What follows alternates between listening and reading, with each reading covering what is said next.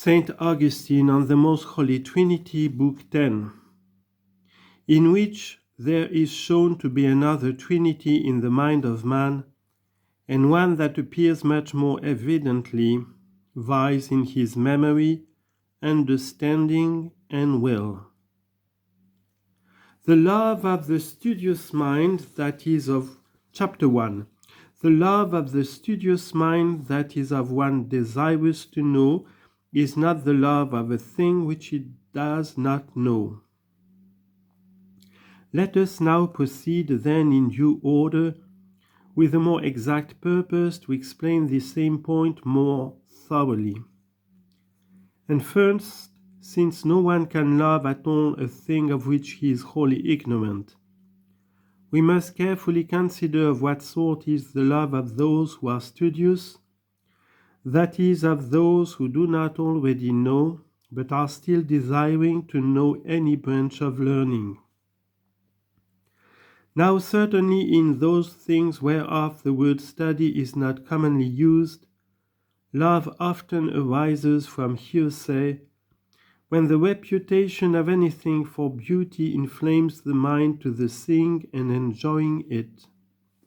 Since the mind knows generically wherein consist the beauties of corporeal things, from having seen them very frequently, and since there exists within a faculty of approving that which outwardly is longed for.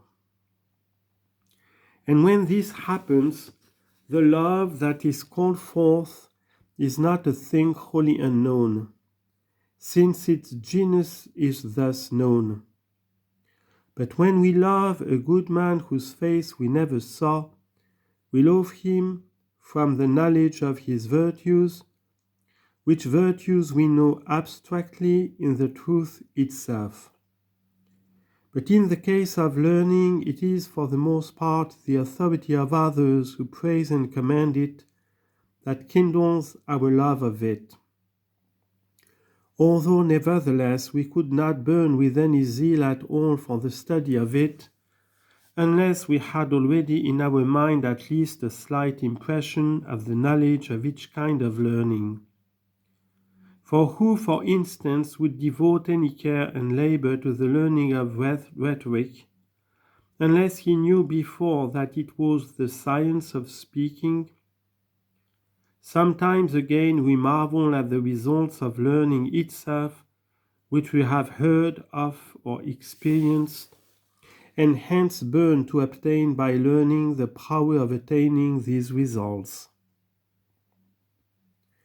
Just as if it were said to one who did not know his letters that there is a kind of learning which enables a man to send words, wrought with the hand in silence, to one who is ever so far absent, for him in turn to whom they are sent to gather these words, not with his ears, but with his eyes, and if the man were to see the thing actually done, is not that man, since he desires to know how he can do this thing, altogether moved to study with a view to the result which he already knows and holds.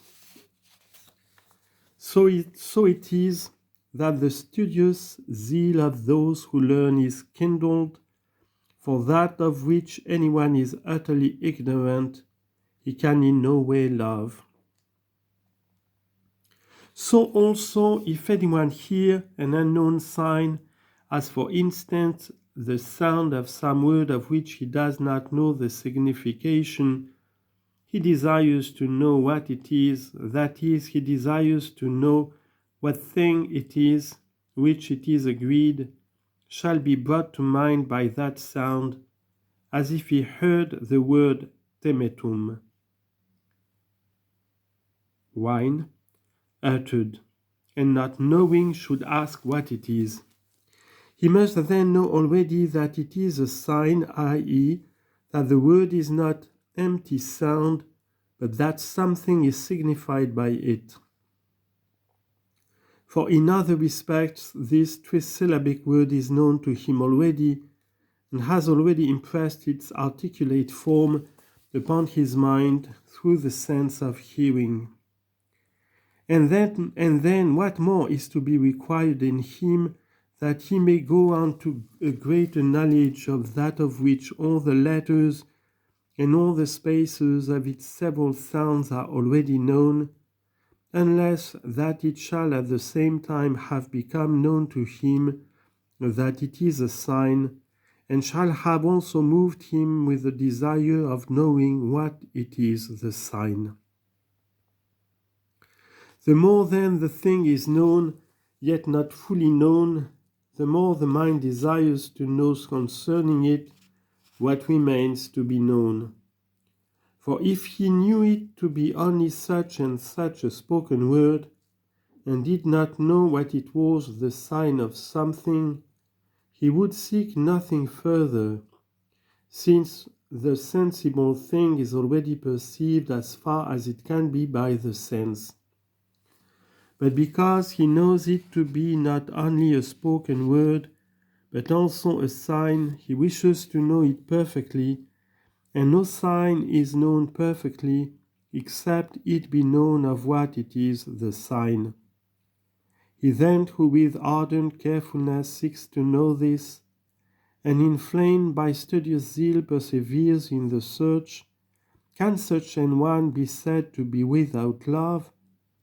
What then does he love? For certainly nothing can be loved unless it is known. For that man does not love those 3 syllables which he knows already. But if he loves this in them, that he knows them to signify something, this is not the point now in question, for it is not this which he seeks to know, but we are now asking what it is he loves. In that which he is desirous to know, but which certainly he does not yet know, and we are therefore wondering why he loves, since we know most assuredly that nothing can be loved unless it be known. What then does he love, except that he knows and perceives in the reason of things what excellence there is in learning, in which the knowledge of all signs is contained, and what benefit there is in the being skilled in these, since by them human fellowship mutually communicates its own perception, lest the assemblies of men should be actually worse than utter solitude, if they were not to mingle their thoughts by conversing together. The soul then discerns this fitting and serviceable species, and knows it and loves it, and he who seeks the meaning of any words of which he is ignorant, studies to render that species perfect in himself as much as he can, for it is one thing to behold it in the light of truth, another to desire it as within his own capacity.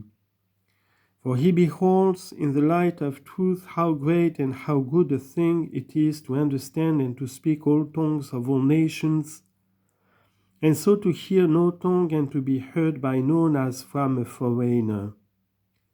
The beauty then of this knowledge is already discerned by thought, and the thing being known is loved. And that thing is so regarded and so stimulates the studious zeal of learners, that they are moved with respect to it and desire it eagerly in all the labor which they spend upon the attainment of such a capacity, in order that they may also embrace in practice that which they know beforehand by reason. And so everyone, the nearer he approaches that capacity in hope, the more fervently desires it with love, for those branches of learnings are studied the more eagerly, which men do not despair of being able to attain. For when anyone entertains no hope of attaining his end, then he either loves lukewarmly or does not love at all, howsoever he may see the excellence of it. Accordingly, because the knowledge of all languages is almost universally felt to be hopeless, everyone studies most to know that of his own nation, but if he feels that is not sufficient even to comprehend this perfectly, yet no one is so indolent in this knowledge as not to wish to know, when he hears an unknown word, what it is, and to seek and learn it if he can. And while he is seeking it, certainly he has a studious zeal of learning, and seems to love a thing he does not know, but the case is really otherwise. For that species touches the mind which the mind knows and thinks, wherein the fitness is clearly visible which accrues from the associating of minds with one another, in the hearing and returning of known and spoken words. And this species kindles studious zeal in him who seeks what indeed he knows not, but gazes upon and loves the unknown form to which that pertains. If then, for example, anyone were to ask, what is temetum? For I had instanced this word already, as it were said to him, what does this matter to you? He will answer, lest perhaps I hear someone speaking and understand him not, or perhaps read the word somewhere and know not what the writer meant. Who, pray, would say to such an inquirer, do not care about understanding what you hear, do not care about knowing what you read? For almost every rational soul quickly discerns the beauty of that knowledge, through which the thoughts of men are mutually made known by the enunciation of significant words. And it is on account of this fitness thus known, and because known therefore loved, that such an unknown word is studiously sought out.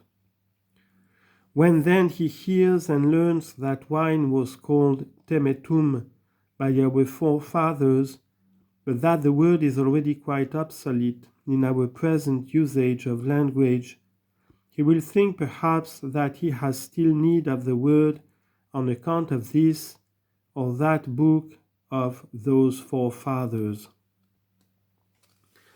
But if he holds that he has still need of the word on account of this or that book of those forefathers, but if he holds these also to be superfluous, perhaps he does not now come to think the word not worth remembering, since he sees it has nothing to do with that species of learning which he knows with the mind and gazes upon and so loves.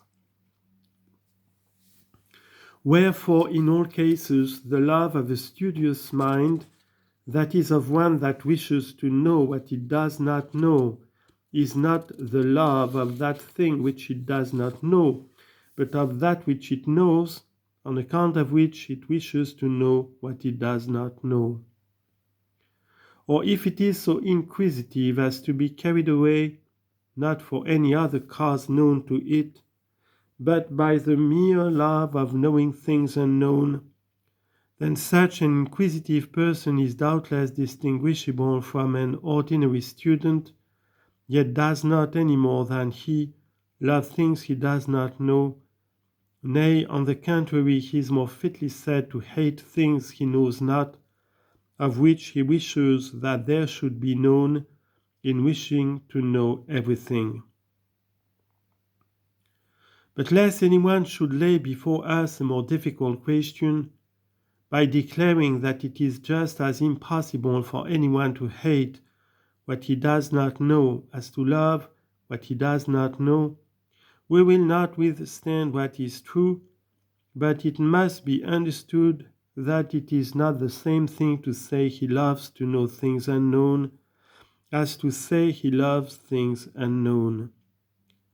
For it is possible that a man may love to know things unknown, but it is not possible that he should love things unknown. For the word to know is not placed there without meaning, since he who loves to know things unknown does not love the unknown things themselves, but the knowing of them. And unless he knew what knowing means, no one could say confidently either that he knew or that he did not know. For not only he who says I know, and says so truly, must needs know what knowing is, but he also who says I do not know and says so confidently and truly, and knows that he says so truly, certainly knows what knowing is. For he both distinguishes him who does not know from him who knows.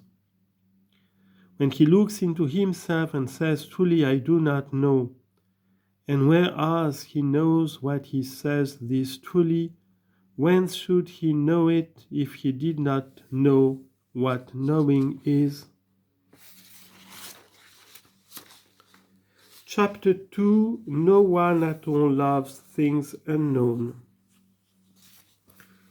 No studious person, thence no inquisitive person, loves things he does not know, even while he is urgent with the most vehement desire to know what he does not know. For he either knows already generically what he loves, and longs to know it also in some individual or individuals, which perhaps are praised, but not yet known to him, and he pictures in his mind an imaginary form by which he may be stirred to love. And whence does he picture this except from those things which he has already known? And yet perhaps he will not love it if he find that form which was praised to be unlike that other form which was figured and in thought most fully known to his mind. And if he has loved it, he will begin to love it from that time when he learned it, since a little before that form which was loved was other than that which the mind that formed it had been wont to exhibit to itself. But if he shall find it similar to that form which report had proclaimed, and to be such that he could truly say, I was already loving thee, yet certainly not even then did he love a form he did not know, since he had known it in that likeness. Or else we see somewhat in the species of the eternal reason, and therein love it, and when this is manifested in some image of a temporal thing, and we believe the praises of those who have made trial of it, and so love it, then we do not love anything unknown, according to that which we have already sufficiently discussed above. Or else, again, we love something known, and on account of it seek something unknown, and so it is by no means the love of the thing unknown that possesses us, but the love of the thing known, to which we know the unknown things belong, so that we know that too which we seek still as unknown. As a little before I said of an unknown word, or else again everyone loves the very knowing itself, as no one can fail to know who desires to know anything. For these reasons, they seem to love things unknown, who wish to know anything which they do not know, and who on account of their vehement desire of inquiry can be said to be without love. But how different the case really is, and that nothing at all can be loved which is not known. I think I must have persuaded everyone who carefully looks upon truth. But since the examples which we have given belong to those who desire to know something which they themselves are not, we must take thought lest perchance some new notion appear when the mind desires to know itself. Chapter 3, that when the mind loves itself, it is not unknown to itself. What then does the mind love when it seeks ardently to know itself, whilst it is still unknown to itself? For behold, the mind seeks to know itself and is excited thereto by studious zeal. It loves, therefore, but what does it love? Is it itself? But how can this be when it does not yet know itself? Then no one can love what he does not know. Is it that report has declared to its own species, in like way as we commonly hear of people who are absent? Perhaps then it does not love itself, but loves that which it imagines of itself, which is perhaps widely different from what itself is. Or if the fantasy in the mind is like the mind itself, and so when it loves this fancied image, it loves itself before it knew itself, because it gazes upon that which is like itself, when it knew other minds from which to picture itself, and so is known to itself generically. Why then, when it knows other minds, does it not know itself, since nothing can possibly be more present to it than itself? But if, as other eyes are more known to the eyes of the body than those eyes are to themselves, then let it not seek itself, because it never will find itself.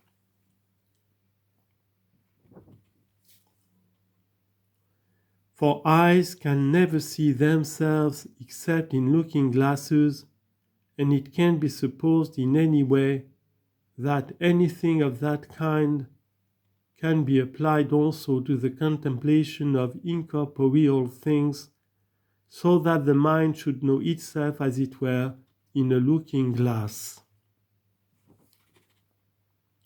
Or does it see in the reason of eternal truth how beautiful it is to know oneself, and so loves this which it sees and studies to bring it to pass in itself? Because although it is not known to itself, yet it is known to it how good it is that it should be known to itself. And this indeed is very wonderful, that it does not yet know itself, and yet knows already how excellent a thing it is to know itself.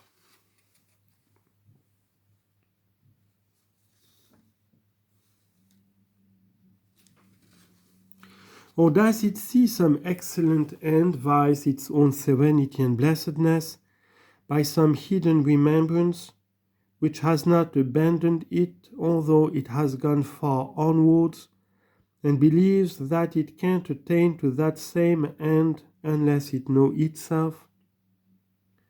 And so while it loves that, it seeks this, and loves that which is known, on account of which it seeks that which is unknown.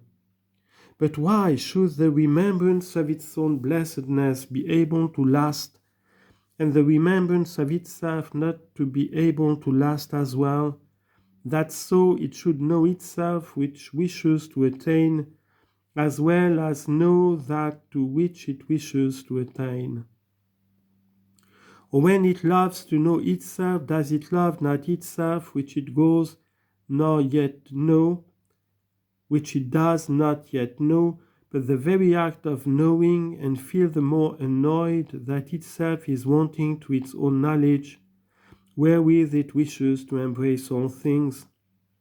And it knows what it is to know, and whilst it loves this which it knows, desires also to know itself. Whereby then does it know its own knowing, if it does not know itself? For it knows that it knows other things, but that it does not know itself. For it is from hence that it knows also what knowing is. In what way then does that which does not know itself as knowing anything? For it does not know that some other mind knows, but that itself does so. Therefore, it knows itself. Further, when it seeks to know itself, it knows itself now as seeking. Therefore, again, it knows itself. And hence it can't altogether know itself, when certainly it does so far know itself as that it knows itself as not knowing itself. But if it does not know itself, not to know itself, then it does not seek to know itself.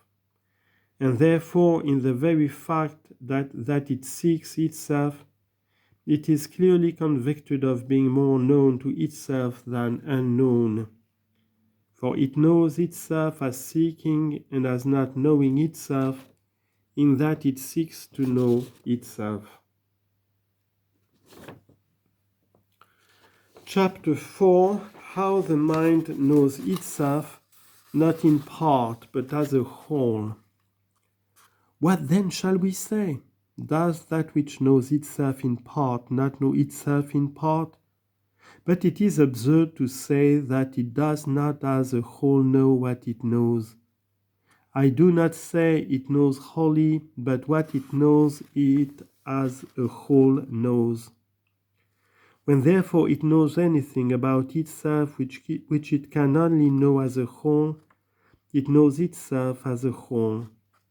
But it does not know that itself knows something, while yet except as a whole, it cannot know anything. Therefore it knows itself as a whole. Further, what in it is so known to itself as that it lives? And it can't at once be a mind and not live, while it has also something over and above, viz. That it understands. For the souls of beasts also live, but do not understand. As therefore a mind is a whole mind, so it lives as a whole. But it knows that it lives, therefore it knows itself as a whole. Lastly, when the mind thinks to know itself, it already knows that it is a mind. Otherwise it knows not whether it seeks itself, and perhaps seeks one thing, while intending to seek another. For it might happen that itself was not a mind, and so in seeking to know a mind, that it did not seek to know itself. Wherefore, since the mind, when it seeks to know what mind is, knows that it seeks itself, certainly it knows that itself is a mind. Furthermore, if it knows this in itself, that it is a mind, and a whole mind, then it knows itself as a whole. But suppose it did not know itself to be a mind, but it seeking itself only knew that it did seek itself. For so too it may possibly seek one thing for another, if it does not know this, but that it may not seek one thing for another, without doubt it knows what it seeks. But if it knows what it seeks and seeks itself, then certainly it knows itself. What therefore more does it seek? But if it knows itself in part, but still seeks itself in part, then it seeks not itself, but part of itself. For when we speak of the mind itself, we speak of it as a whole. Further, because it knows that it is not yet found by itself as a whole, it knows how much the whole is. And so it seeks that which is wanting, as we are wont to seek to recall to the mind something that has slipped from the mind, but has not altogether gone away from it, since we can recognize it when it has come back to be the same thing that we were seeking. But how can mind come into mind as though it were possible for the mind not to be in the mind? Add to this that if, having found a part, it does not seek itself as a whole, yet it as a whole seeks itself. Therefore, as a whole, it is present to itself, and there is nothing left to be sought. For that is wanting which is sought, not the mind which seeks. Since, therefore, it as a whole seeks itself, nothing of it is wanting. Or if it does not as a whole seeks itself, but the part which has been found seeks the part which has not yet been found, then the mind does not seek itself, of which no part seeks itself. For the part which has been found does not seek itself, nor yet does the part itself which has not been yet found seek itself, since it is sought by that part which has been already found. Wherefore, since neither the mind as a whole seeks itself, nor does any part of it seek itself, the mind does not seek itself at all.